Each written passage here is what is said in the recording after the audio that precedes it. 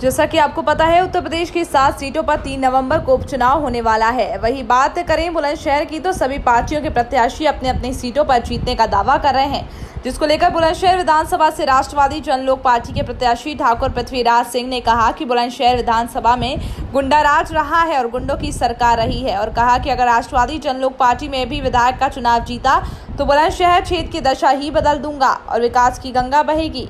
कहा कि जो गरीब किसान मजदूर दबे हैं उनकी आवाज़ को बुलंद करूंगा, हर गरीब को न्याय दिलाऊंगा और हर गरीब के साथ कंधे से कंधा मिलाकर आज भी साथ हूं और हमेशा साथ रहूंगा। संवाददाता कदीम खान की रिपोर्ट। सर, आप अपना परिचय दें। मैं कुंवर राजेंद्र सिंह नरूका, राष्ट्रवादी जनलोक पार्टी का राष्ट्रीय प्रवक्ता हूं और हमारी पार्टी ने यहाँ भाई पृथ्वीराज जी को यहाँ से प्रत्याशी बनाया है और हमारी पार्टी के ये बहुत ही महत्वपूर्ण प्रत्याशी इसलिए हैं क्योंकि उत्तर प्रदेश का जो ये उपचुनाव है ये 2022 की दिशा तय करेगा और यहाँ हम बीज तैयार कर रहे हैं। इस सीट पर हम जो काम करेंगे वो पूरे के पूरे उत्तर प्रदेश में हमारे लिए एक नमूने के तौर पर होगा, इसलिए इस चुनाव को हम बहुत ही महत्वपूर्ण तरीके से लड़ रहे हैं। सर, मैं विधायक जी से पूछना चाहूँगा, आप बुलंदशहर से उपचुनाव का इलेक्शन लड़ रहे हैं और जनता से डोर टू डोर संपर्क कर रहे हैं। जनता आपसे कितना खुश है या कितना जनता आपको समर्थन दे रही है?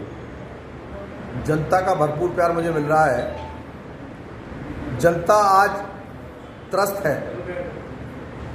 कोई भी वर्ग जो बुलंदशहर विधानसभा में, मैं तो कहता हूँ उत्तर प्रदेश की बात कर रहा हूँ, लेकिन मैं बुलंदशहर विधानसभा की बात इसलिए कर रहा हूँ क्योंकि हम सब लोग यहाँ चुनाव लड़ रहे हैं। पूरे उत्तर प्रदेश में चुनाव नहीं हो रहा, यहीं चुनाव हो रहा है। आज जनता त्रस्त है, हर वर्ग बहुत नाराज है और ये नाराजगी सरकार के काम को लेकर के है। यहाँ जनप्रतिनिधि काम नहीं करते, जनप्रतिनिधि सिर्फ मौन बनकर बैठ जाते हैं और जनप्रतिनिधि मौन बन बैठने के लिए नहीं होता है। आज यहाँ व्यापारी परेशान है, किसान परेशान है, मजदूर परेशान है, युवा परेशान है, भ्रष्टाचार चरम सीमा पर है और शिक्षा मित्रों की भी कोई समस्या हो या कोई समस्या हमारे आंगनवाड़ियों की हो, बहुत सारी समस्या हम देख रहे हैं कि वहाँ पर जो प्रदर्शन उन्होंने किए उसका आज तक कोई हल नहीं निकला है और उसके बाद भी आज तक कोई भी एक ऐसा काम सरकार के लोग ये बताएं बुलंदशहर में जिससे जनता खुश हो, किसी को रोजगार दिया हो, किसानों की उपज का मूल्य उचित दिया हो, बिजली की दर कम की हो, ट्यूबवेल का बिल कम किया हो। तो जब जनता के बीच में रह करके ये काम नहीं कर रहे हैं और जनता को बांटने के लिए, जनता को बर्बाद करने के लिए, व्यापार को त्रस्त करने के लिए आज जो शहर में डिवाइडर लगाए जा रहे हैं, सीवर लाइन जो डाली जा रही है, वो हम सबको यहाँ बर्बादी के कगार पर ले आई है। व्यापार पूरी तरह से चौपट हो गया है और मैं कहना चाहता हूँ कि अगर मैं विधायक बनूंगा तो यहाँ ना तो डिवाइडर रहेगा, ना किसी की दुकान टूटेगी, कोई व्यापारी परेशान नहीं होगा, कोई किसान परेशान नहीं होगा।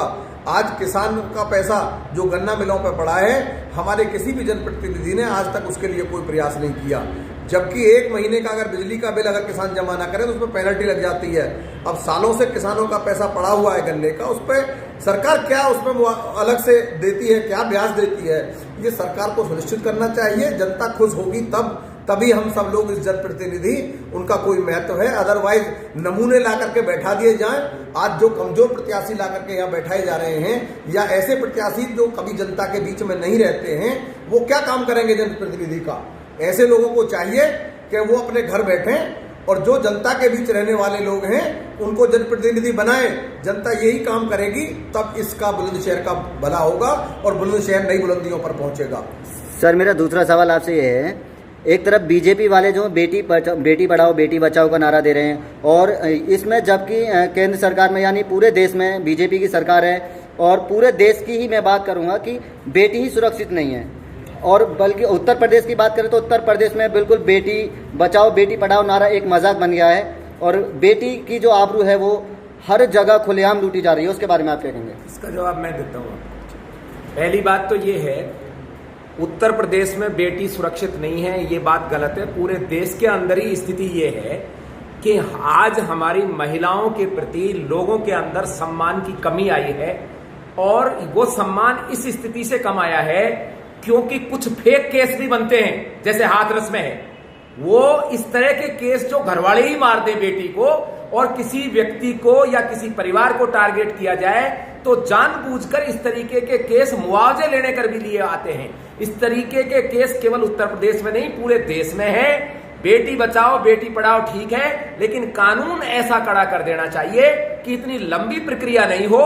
इसमें जब दोषी पाया जाए तब उसको लंबा नहीं लटकाया जाए, तुरंत ही या ऑन स्पॉट उसको सजा दी जाए। लेकिन फेक केसों के ऊपर इस तरह की घटना जैसे हाथरस में ड्रामाबाजी की गई, ऐसे ड्रामे नहीं किए जाएं, वरना लोग हर एक पीड़ित वास्तविक पीड़ित को भी गलत समझेंगे। सर आपने अभी कहा था कि केस फेक है, केस फेक है या सही है वो तो कोर्ट करेगा, अभी क्लियर नहीं हुआ। लेकिन सर वहां कोर्ट कैसे क्लियर करेगा? सर मेरा एक सवाल, मैं करता हूं क्लियर। सर मेरा एक सवाल, सर मेरा एक सवाल। आरोपित व्यक्ति नार्को टेस्ट की मांग करता है, जी तब आरोपित व्यक्ति यदि नार्को टेस्ट की मांग करता है और जिसको पीड़ित बताया जाता है वो मना करता है, तो पीड़ित तो बदल गया ना। पीड़ित तो वो है ना जिसे आरोपी बनाया गया। सर ऐसा कानून कहाँ है कि ऐसा कानून एक बेटी जो जिसकी डेथ हो जाती है और पुलिस वाले उसके घर वालों को नहीं देते हैं, सौंपते हैं उसका अंतिम संस्कार बगैर रीति रिवाज के और बगैर पूछे उसको जला दिया जाता है।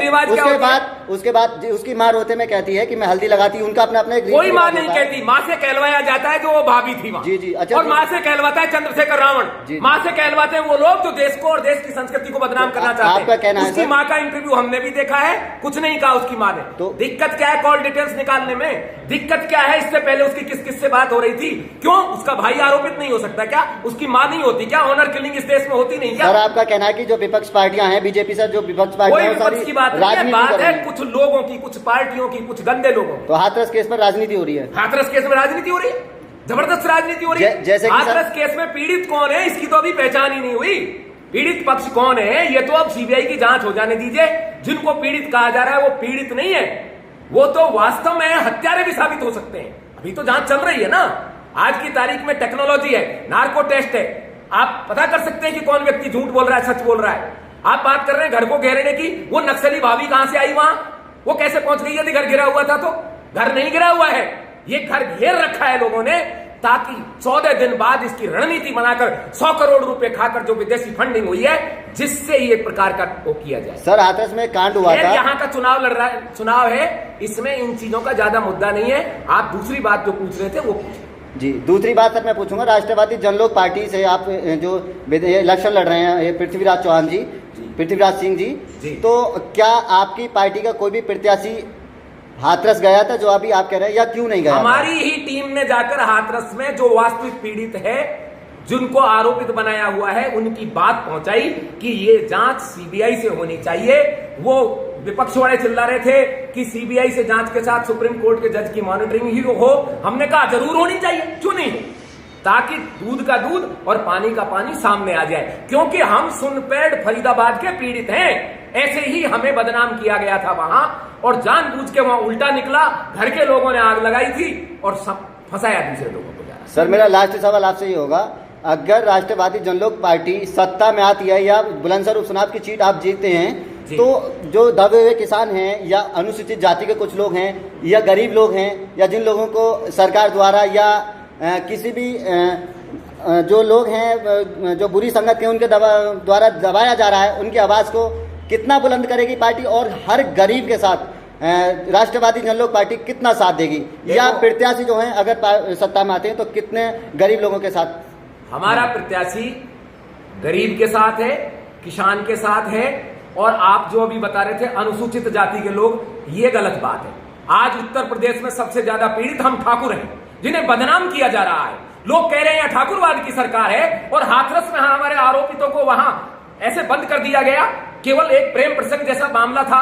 अभी सुरेंद्र सिंह वाला जो केस चल रहा है बलिया में, वो किस लिए है? वो धीरेन्द्र सिंह जिसने अपने परिवार की एक मौत सहन कर ली और उसके प्रत्युत्तर में गोली चलाई, उसके ऊपर ऐसा किया जा रहा है जैसे वो देशद्रोही है। तो पीड़ित तो हम ठाकुर हैं, हमसे ज्यादा पीड़ित इस समय कोई नहीं है। और यही कारण है कि आज पूरे बुलंदशहर का 91,000 ठाकुर इकट्ठा हो गया है। लोग हमारी संख्या नहीं करते, हमको गिनते नहीं, हम सामने खड़े हैं और लोग कहते हैं इनकी संख्या नहीं है। यहाँ 45,000 राजपूत है और 45 और 46,000 हमारा रांगड़ भाई राजपूत है, उन्होंने पूजा पद्धति बदली है, बाप नहीं बदला। उनका आज भी रक्त यही है। हम सब मिलकर 91,000 अपने घर को तैयार करने के बाद यहां जो पीड़ित ब्राह्मण है, आज पूरे उत्तर प्रदेश में ब्राह्मण पीड़ित हुआ है और अनायास ही सरकार की बेवकूफियों के कारण हम ठाकुरों को निशाने पर ला दिया गया। इस कारण से ब्राह्मण हमारे साथ है। जैसा अभी बताया था भाई पृथ्वीराज जी ने, व्यापारियों को चोर बता दिया गया। क्या चोर है इस देश के व्यापारी? सरकार किसान का जो नई नीति लाई है उसमें आड़तियों को चोर कह रही है। क्या चोर है वो इसी देश के लोग हैं, पाकिस्तान के नहीं है। 10% 15% कमीशन खाते हैं, लेकिन जो ये बड़ी बड़ी अडानी अंबानी की कंपनियां आएंगी, ये अरबों खाएंगी और इन सरकारों को देंगी। इसलिए जानबूझकर ये लाया जा रहा है। पृथ्वीराज जी यदि चुनाव जीतते हैं, मैं आपको कुंवर राजेंद्र सिंह नरूका ये बिल्कुल आश्वस्त कर देता हूं, बुलंदशहर में मुझे नहीं पता रोड बना पाएंगे नहीं पढ़ाएंगे क्योंकि हमारी सरकार नहीं है, लेकिन बुलंदशहर के नागरिक को बुलंदी से जीने का अधिकार मिलेगा। ये वही बुलंदशहर है जो मात्र दिल्ली से 70 किलोमीटर है। यहाँ रेलवे लाइन नहीं है। 70 साल में 70 किलोमीटर की रेलवे लाइन नहीं बनी इनसे। मथुरा से रेलवे लाइन नहीं है। यहाँ कोई इंडस्ट्री नहीं है, मेडिकल कॉलेज नहीं है। यहाँ के बच्चे कोटा में और पिलानी में पढ़ने जाते हैं। ये शर्म की बात है। दिल्ली 70 किलोमीटर है यहाँ से। यहां देखिए आज क्या स्थिति है, बच्चों के लिए कोई रोजगार नहीं है। किसानी किसानी किसानी, अरे 2 क्विंटल धान होता है, उसकी 3,000 कीमत नहीं है, 3,000 उसमें लागत आती है। कहां जाएंगे ये बच्चे? इसलिए हमारा विधायक जीतेगा नहीं, जीतेंगे। क्यों? कि हमारा यहां मुकाबला किसी से है ही नहीं। सारे 2 नंबर के लिए चुनाव लड़ रहे हैं कि नंबर 2 पर कौन आए। यूनुस वो कैसे समझता है? कोई कह रहा है मुसलमानों के 1 लाख वोट हैं। अरे भाई, उन मुसलमानों में हमारे भी तो भाई हैं। जो हमारे रांगड़ भाई हैं वो तो 46,000 हैं। वो तो अपने भाई के साथ बैठेंगे। पृथ्वीराज चौहान की समाधि लाने वाले अपने पूर्वज के शेर सिंह राणा के साथ बैठेंगे और बैठे हुए हैं। भाई अमजद राणा जी का फोटो आपने देखा होगा, पोस्टर में लगा हुआ है। और उनसे बड़ा रांगड़ राजपूतों का कोई लीडर नहीं है यहाँ। और वो आज हमारे साथ कंधे से कंधा मिलाकर साथ चल रहे हैं। राजपूत भाई आज 99% गोलबंद हैं। बीजेपी का कुछ लोगों ने जिन्होंने पटका ले रखा है, उनकी मजबूरी है, पर मुझे पता है वो मेरे भाई हैं। वो वोट चारपाई पे ही देंगे, वो खाट पर ही देंगे। क्योंकि जब 3-3 जाट भाई लड़ रहे हैं, सारे जेंट्स के लिए बच सकते हैं, तो क्या शेर सिंह राणा जेंट्स की तरह हमारे भाइयों का नहीं है? और इसके अलावा छोटी छोटी जातियों की बुलंदशहर में कोई कदर नहीं करता? क्या उनके वोट नहीं है? क्या उनको मताधिकार नहीं है? उन सबको हम अपने सिर माथे पर रखकर अपनी चारपाई पर बैठाएंगे और सारा की सारा ये जन समुदाय हमारे साथ है। आप देख लेना, फिजा बदल रही है। गांव गांव में जाके आप देखिए, आज सारे के सारे लोग बात समझ गए हैं कि यदि यूनुस की गुंडागर्दी से बचना है तो पृथ्वीराज सिंह जैसे दमदार आदमी को सामने लाना होगा। उसे नहीं जिनको चारपाई से उठाकर बैठाकर गाड़ी में बैठाया जाता है। लखनऊ में गलती से विधायक जीत गई तो वहां भी लेके जाना पड़ेगा। ये कोई दादालाई सीट नहीं है। यहां से चुनाव टिकट तय होगा, यहां लोग तय करेंगे लखनऊ में कौन जाएगा, न कि लखनऊ वाले तय करेंगे कि साहब विधायक जी मर गए तो उन्हीं की विधवा माता जी को, उन ताई जी को वहां चुनाव में खड़ा कर दिया जाए। ऐसा नहीं होने दिया जाए।